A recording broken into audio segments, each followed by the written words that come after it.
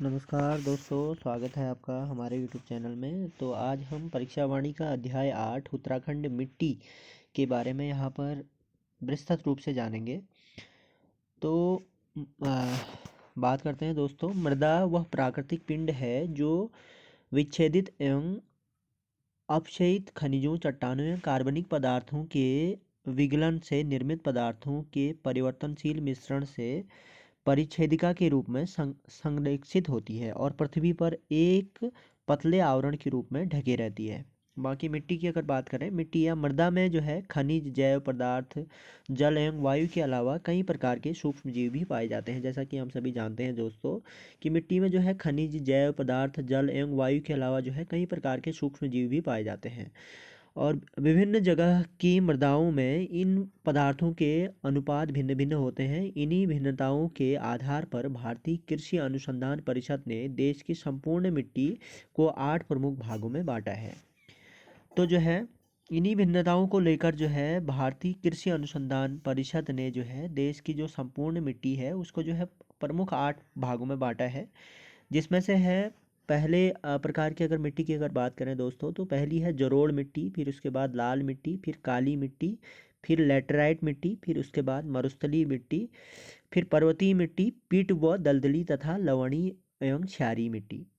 तो जो है 8 प्रकार के मिट्टी जो है होती है 8 प्रकार की। तो जो है पहली है जलोढ़, फिर उसके बाद लाल, फिर काली, लैटेराइट, मरुस्थलीय, पर्वतीय, पीट व दलदली तथा लवणीय एवं क्षारीय। इसके बाद बात करते हैं दोस्तों, इस विभाजन के अनुसार उत्तराखंड की जो मिट्टी है पर्वतीय या वनीय मिट्टी पाई जाती है हमारे उत्तराखंड में, जो कि अभी अविकसित अवस्था में है। तो अभी भी जो है अविकसित अवस्था में है। इस मिट्टी में चूना व फास्फोरस की कमी लेकिन जीवांश की अधिकता है। तो जो है हमारी जो उत्तराखंड की मिट्टी है इसमें जो है पर्याप्त मात्रा में चूना व फास्फोरस तो मिलता है, लेकिन जो है जीवांश की चूना व फास्फोरस की कमी है दोस्तों। माफ़ कीजिएगा, चूना और फास्फोरस की कमी है, लेकिन जीवांश जो है पर्याप्त मात्रा में पाया जाता है। बाकी जो है उपरोक्त विभाजन के अनुसार जो है संपूर्ण देश में एक सामान्य विभाजन है और धरातलीय एवं जलवायु संबंधी विभिन्नताओं के कारण राज्य में अनेक प्रकार की मिट्टी पाई जाती है, जिसमें से इस प्रकार के हैं दोस्तों। अगर बात करते हैं पहले प्रकार की मिट्टी, तो पहले प्रकार की मिट्टी हमारे राज्य में पाई जाती है तराई मिट्टी।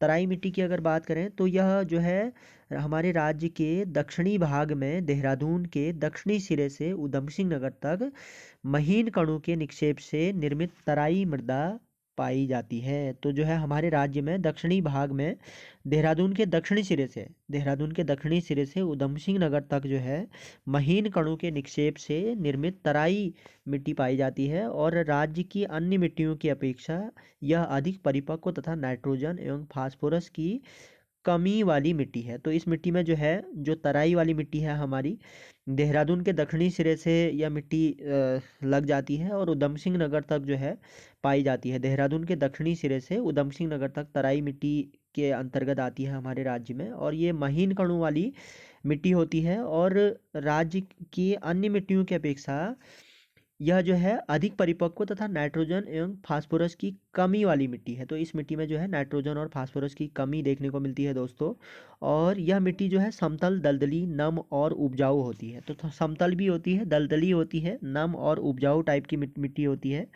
और जो है इसलिए यहाँ पर जो है गन्ने एवं धान की पैदावार अच्छी होती है। तो धान और गन्ने के लिए जो है कैसी मिट्टी चाहिए होती है, दलदली टाइप की मिट्टी चाहिए होती है, नम और उपजाऊ टाइप की मिट्टी चाहिए होती है। तो इसके लिए तराई मिट्टी अ, सबसे उपयोगी रहती है। और यह मिट्टी कहाँ से स्टार्ट होती है हमारे राज्य में, दक्षिणी भाग से देहरादून के दक्षिणी सिरे से ऊधम सिंह नगर तक, यानी मतलब सबसे दक्षिणी भाग से देहरादून के दक्षिणी सिरे से याद रखना है दोस्तों, ऊधम सिंह नगर तक जो है यह मिट्टी रहती है। और यह महीन कणों वाली होती है। इसमें अगर फसल की बात करें तो गन्ना और धान की पैदावार अच्छी होती है इस मिट्टी में। बाकी बात करते हैं दूसरे टाइप की मिट्टी की दोस्तों। तो दूसरे टाइप की जो मिट्टी है हमारी वो है भावर मृदा। और तराई, यह मिट्टी लग जाती है तराई के उत्तर और शिवालिक के दक्षिण यह मिट्टी पाई जाती है। तो तराई के उत्तर में और शिवालिक के दक्षिण में जो है यह मिट्टी पाई जाती है। हिमालयी नदियों के भारी निक्षेप से निर्मित होने के कारण यह मिट्टी कंकड़ पत्थरों तथा मोटे बालुओं से निर्मित होती है। तो हिमालयी नदियों के भारी निक्षेप से निर्मित होने के कारण यह मिट्टी कंकड़ पत्थरों तथा मोटे बालुओं से निर्मित होती है। तो यहाँ पर जो है अगर बात करें दोस्तों, पहले में जो है कौन सा आता है हमारा, गंगा का मैदान हो गया। गंगा के मैदान के बाद आता है तराई क्षेत्र। तो ये तराई क्षेत्र की मिट्टी है दोस्तों। इसमें जो है क्या रहता है, इसमें हिमालयी नदियों के भारी निक्षेप होने के कारण इस मिट्टी में क्या रहती है, कंकड़ पत्थर और मोटे बालू से निर्मित होती है, जो कि काफ़ी छिछली होती है और जिस कारण से जल नीचे चला जाता है। तो मोटी और कंकड़ युक्त मिट्टी होगी तो वो क्या रहेगी, मतलब उसमें पानी जल्दी नीचे रिस जाएगा। तो यह मृदा जो है कृषि के लिए अनुपयुक्त होती है। तो इस टाइप की मिट्टी में हम जो है खेती नहीं कर सकते हैं दोस्तों, क्योंकि कंकड़ पत्थर और मोटे बालू होंगे तो उसमें कहाँ से खेती होगी। इसके बाद नेक्स्ट टाइप की अगर मिट्टी की अगर बात करें तो चारागाही मृदाएं। तो चारागाही मृदा की अगर बात करें तो ऐसी मृदाएं निचले भागों से जलधाराओं से निकट नदियों एवं अन्य जल प्रवाहों से तटवर्ती क्षेत्रों में पाई जाती है। तो इस टाइप की मिट्टी जो है निचले भागों में जल धाराओं के निकट नदियों एवं अन्य जल प्रवाह के तटवर्ती क्षेत्रों में पाई जाती है। तो नदियों के तट वाली मिट्टी को चरागाही मिट्टी बोलते हैं। नदियों और अन्य जल प्रवाहों के तटवर्ती क्षेत्र, यानी जो किनारे वाली मिट्टी होती है, नदियों और जल प्रवाहों के जो किनारे वाली मिट्टी होती है उसको चरागाही मिट्टी के नाम से जाना जाता है। और इस मिट्टी को जो है 5 भागों में विभाजित किया गया है। पहली टाइप की जो मिट्टी है, इसका जो पहला चरागाही मिट्टी का जो पहला भाग है 5 भागों में विभाजित किया गया है। इसको पहला भाग है मटियार दोमट। इसको मटियार दोमट बोलते हैं और ये भूरे रंग का, नाइट्रोजन और जैव पदार्थ अधिक होते हैं इसमें एवं चूना कम रहता है। तो ये भूरे कलर का होता है मटियार दोमट, और भूरे रंग का पाया जाता है और नाइट्रोजन तथा जैव पदार्थ अधिक रहते हैं इसमें और चूने की मात्रा भी कम रहती है। उसके बाद जो है दूसरा टाइप की अगर बात करें चारागाही मिट्टी की, तो दूसरे टाइप की जो चारागाही मिट्टी है अत्यधिक चूनेदार दोमट, वो जो है अत्यधिक चूनेदार होगी और दोमट टाइप की होगी। उसके बाद तीसरे टाइप की मिट्टी की अगर बात करें, तीसरे टाइप के चारागाही मिट्टी की अगर बात करें तो कम चूनेदार दोमट, ये कम चूनेदार दोमट रहती है। और चौथे प्रकार की गैर चूनेदार दोमट रहती है। और पांचवें प्रकार की तो बलुई दोमट रहेगी। इसके बाद बात करते हैं नेक्स्ट टाइप की मिट्टी की दोस्तों। तो टर्शियरी मिट्टी ऐसी मिट्टी शिवालिक की पहाड़ियों तथा दून घाटियों में पाई जाती है। शिवालिक की पहाड़ियों तथा दून घाटियों में टर्शियरी मिट्टी देखने को मिलेगी दोस्तों, जो कि हल्की, बलुई तथा छिद्रमयी अर्थात आर्द्रता को कम धारण करती है, मतलब जिसमें नमी कम रहती है। ठीक है नी, टर्सरी मिट्टी में जो है नमी कम रहती है और शिवालिक की पहाड़ियों में दून घाटियों में देखने को मिलेगी इस टाइप की मिट्टी, और जो है हल्की बलुई रहती है और छिद्रमय अर्थात आर्द्रता को कम धारण करती है। इसमें वनस्पति एवं जैव पदार्थों की मात्रा कम होती है। तो इसमें अगर नमी कम एग्जॉर्ब करेगी मिट्टी तो उसमें स्वाभाविक सी बात है तो जैव पदार्थ की मात्रा कम हो नहीं है। तो जब लेकिन दून घाटियों के मिट्टी में अन्य क्षेत्रों की अपेक्षा वनस्पति के अंश की अधिकता एवं आर्द्रता धारण करने की क्षमता अधिक होती है। बात करते हैं नेक्स्ट टाइप की मिट्टी की दोस्तों। तो क्वार्ट्ज मिट्टी। तो क्वार्ट्ज मिट्टी की अगर बात करें दोस्तों तो यह मिट्टी नैनीताल के भीमताल क्षेत्र में पाई जाती है। क्वार्ट्ज मिट्टी कहाँ पाई जाती है, क्वेश्चन आ सकता है। तो नैनीताल के भीमताल क्षेत्र में यह टाइप की मिट्टी पाई जाती है, क्वार्ट्ज मिट्टी।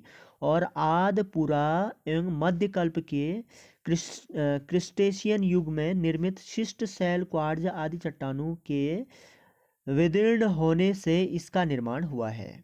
और यह मिट्टी जो है हल्की एवं उपजाऊ होती है। तो क्वार्ट्ज मिट्टी कैसी होती है दोस्तों, हल्की और उपजाऊ होती है। बाकी बात करते हैं नेक्स्ट टाइप की मिट्टी की। तो ज्वालामुखी मिट्टी की अगर बात करें तो नैनीताल जिले के भीमताल क्षेत्र में यह मिट्टी पाई जाती है। तो भीमताल की जो भी मिट्टी है वो ज्वालामुखी मिट्टी है दोस्तों। और इस मिट्टी के निर्माण की अगर बात करें तो आग्नेय चट्टानों के विदीर्ण होने से निर्मित यह मिट्टी हल्की एवं बलुई है। तो जो है ये आग्नेय चट्टानों के विदीर्ण होने से बनी हुई मिट्टी है और जो हल्की और बलुई टाइप की होती है और कृषि कार्य के लिए भी उपयुक्त रहती है।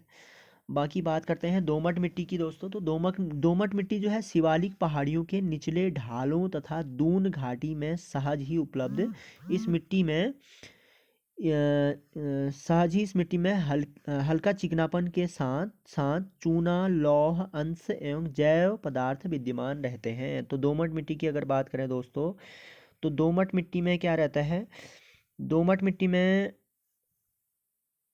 दोस्तों, दोमट मिट्टी की अगर बात करें तो शिवालिक पहाड़ियों के निचले ढालों तथा दून घाटी में सहज ही उपलब्ध रहता है। तो सहज ही उपलब्ध इस मिट्टी में हल्का चिकनापन के साथ साथ चूना, लौह अंश एवं जैव पदार्थ विद्यमान रहते हैं। बाकी भूरी लाल मिट्टी, भूरी लाल पीली मिट्टी की अगर बात करें तो भूरी लाल पीली मिट्टी जो है नैनीताल, मसूरी व चक्राता के निकट पाई जाने वाली मिट्टी है और चूने एवं बलुआ पत्थर, सेल तथा डोलोमाइट चट्टानों से निर्मित यह मिट्टी पाई जाती है। तो इस मिट्टी में जो है सेल, बलुआ पत्थर रहता है और सेल तथा डोलोमाइट चट्टानों से बना रहता है और यह बना रहता है और इसका रंग भूरा रहता है, ठीक है नी, भूरी और भूरे रंग का रहता है। भूरी लाल पीली मिट्टी, इसका रंग भूरा, लाल तथा पीला होता है। ऐसा धरातलीय चट्टानों एवं वनस्पतीय अवशेषों के कारण होता है। धरातलीय चट्टानों एवं वनस्पतीय अवशेषों के कारण इसका रंग कैसा रहता है? भूरा, लाल और पीला रहता है। यह मिट्टी अधिक आर्द्रता ग्राही और उपजाऊ होती है। तो इसमें जो है नमी की मात्रा भी पर्याप्त रहती है, नमी को भी ये एग्जॉर्ब कर सकती है मतलब अपने में, और ये पर्याप्त मात्रा में उपजाऊ भी होती है। बात करते हैं नेक्स्ट टाइप की मिट्टी की दोस्तों। तो नेक्स्ट टाइप की जो मिट्टी है वो है लाल मिट्टी। लाल मिट्टी, यह मिट्टी अधिकांशतः पहाड़ों की ढालों या पर्वतों के किनारे पाई जाती है। तो कहाँ पाई जाती है लाल मिट्टी? पहाड़ों के ढालों में पाई जाएगी और पर्वतों के किनारों पाई जाएगी। तो आपने देखा ही होगा कि पहाड़ों के ढालों पे अगर आप देखोगे तो वहाँ पर कैसी मिट्टी होगी? लाल टाइप की मिट्टी होती है। और पर्वतों के किनारों में पाई जाती है। यह मिट्टी असंगठित होती है दोस्तों।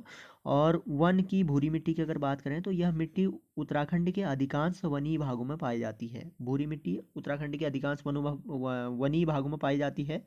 इसमें जैव तत्व की अधिकता तथा चूना व फास्फोरस की कमी रहती है। तो जैव तत्व की अधिकता और चूना और फास्फोरस की कमी रहती है किस मिट्टी में? वन की भूरी मिट्टी में। जैव तत्व की तो अधिकता रहेगी, मतलब जैव तत्व अधिक रहेंगे इसमें, और चूना और फास्फोरस की कमी रहती है।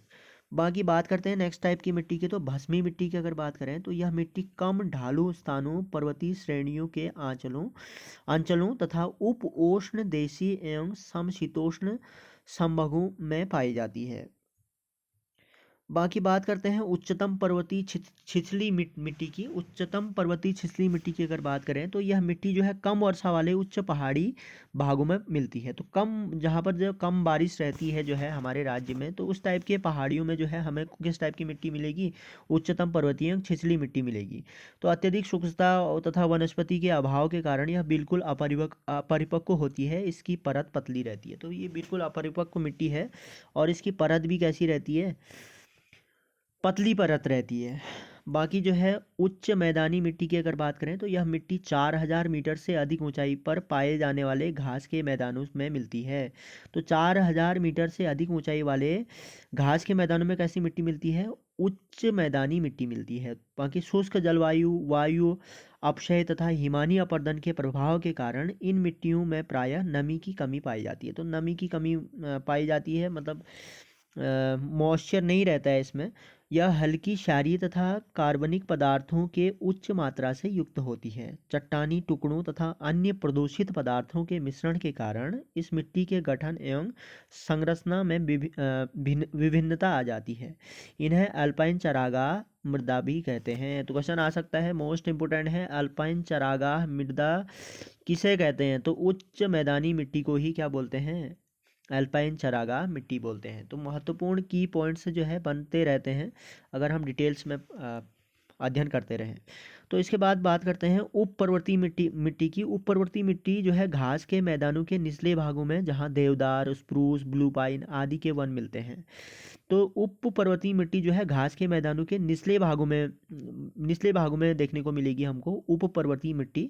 यहाँ पर जो है देवदार, स्प्रूस, ब्लू पाइन आदि के वन देखने को मिलेंगे। ऐसी मिट्टी पाई जाती है जिसमें जीवांश अधिक होते हैं। तो जीवांश अधिक होते हैं दोस्तों इस मिट्टी में। और क्वेश्चन आ सकता है कि जीवांश अधिक किस मिट्टी में होते हैं? तो उप पर्वतीय मिट्टी में हमें जीवांश अधिक देखने को मिलेंगे। इस मृदा की ऊपरी परत रेतीली एवं संगठित होती है जबकि निचली परत असंगठित होती है। इसका रंग भूरा अथवा पीला होता है। वर्षा की अधिकता के कारण इसमें आर्द्रता अधिक रहती है। वर्षा की अधिकता के कारण जो है इसमें क्या रहती है? नमी अधिक रहती है दोस्तों। तो ये था जो है हमारे उत्तराखंड में पाई जाने वाली प्रमुख मिट्टी के बारे में थोड़ा सा मैंने यहाँ पर टॉपिक दे दिया है दोस्तों। बाकी जो है बात करेंगे नेक्स्ट टॉपिक में कृषि की, यानी खेती की बात करेंगे।